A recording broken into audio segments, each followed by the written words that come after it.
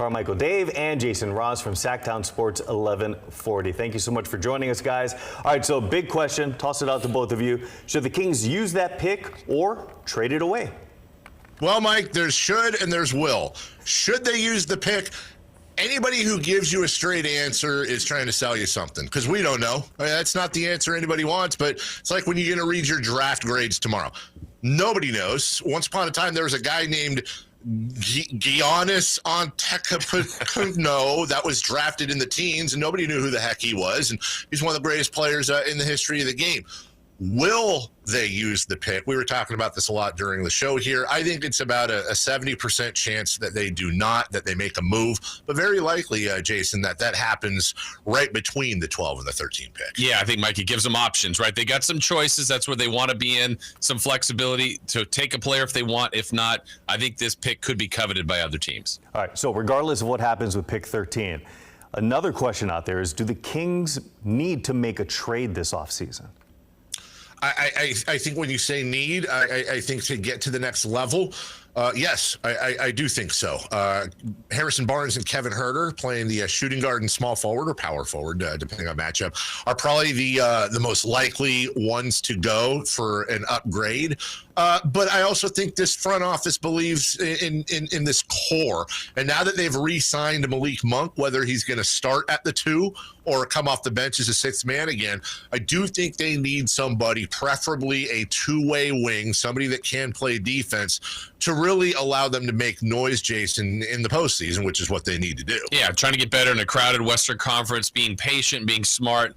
Don't make a move just to make a move, but I think that there's a lot of rumblings here, Mike, that the Kings are being very active right now. Yeah, and we're seeing some activity already, and we haven't even gotten to the official next day yet of the NBA season. So how much pressure is there right now for GM Monte McNair to make a win-now move, regardless of what that move is? I do think that the franchise from ownership on down is on a win now, or probably more accurately a win soon timeline, with Domantas Sabonis, De'Aaron Fox, now Malik Monk, and of course Keegan Murray on his rookie contract. They're all signed in, but you have 2 max players. You've got more money coming in on the way. Not making the playoffs is not acceptable.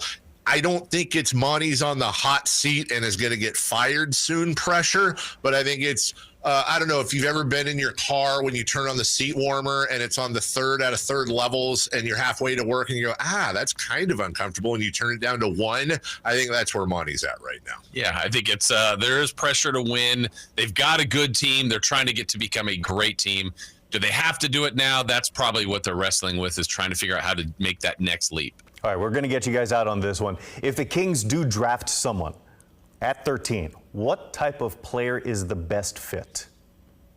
I believe it needs to be a two-way wing. There's a guy, for example, named Ron Holland, who is starting to be rumored to fall to Sacramento. This could be very well a Tyrese Halliburton situation where a higher-ranked player falls through the draft. We were talking about this earlier, Mike. This is one of the most unknowable, goofy drafts we've seen in a long time. So there's most likely going to be fireworks. But in the end, as you asked, if the Kings keep the pick, it should be a two-way guy that can play defense. Yeah, offense, defense, a shooter, someone that can create spacing to fit with this offense. Just find the best player available at 13. Get the best one. All right.